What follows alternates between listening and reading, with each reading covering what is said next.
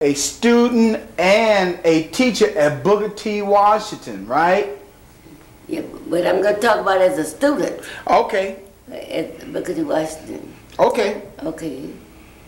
Now we need to know Booker T. Washington was located, you know, on the corner of Elgin Pines and Eastern Street. That's where Booker T. Washington was located. And Booker T. Washington had was a two-story building, and it had a building in the ground that you might call a basement building. There are two rooms downstairs for the girls, the sewing room and the cooking room. And then there was the one room for the boys, was a workshop. On the first floor, the principal's office. And there were 3 rooms on each side. See, we had, the history was the Seymour Williams, and we also had English and math, which was algebra. Well, can't think of it. It said science, the rooms that are on it. And here there also were one room for 7th and 8th grade. You know, there were no junior high schools at that time. So Booker Washington carried 7th and 8th grade.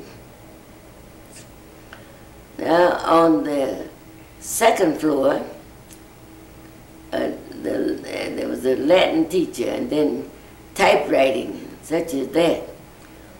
You know, there were 3 rooms on one side, but one side upstairs there was vacant because we did not have an auditorium, and one side was used for auditorium. And we did not have a gymnasium. And that one side also was used for our basketball for the girls and basketball for the boys. And see what else we didn't have. We also didn't have a library. Mr. West used to bring his books so that we could have a library. Now, let's see, I'm going to go over again. We didn't have an auditorium. We didn't have a library.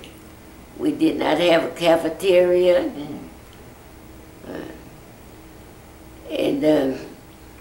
But we did have a good basketball girl. And we had a good girls' ball, a good boys' ball game. And now I'm going to talk about the girls' basketball team. I graduated in 1924. Now the girls' basketball, Mr. Woods was the coach, and Mr. J.T. West, the science teacher, helped out. We had orange uniforms made out of linen and black serge bloomers. And those things had 2 yards in each one. We made our own uniforms in the sewing room. That's how we got to. Now, how did we do for playing games? When we played Ardmore, I believe Ardmore is the one that goes towards Claremore.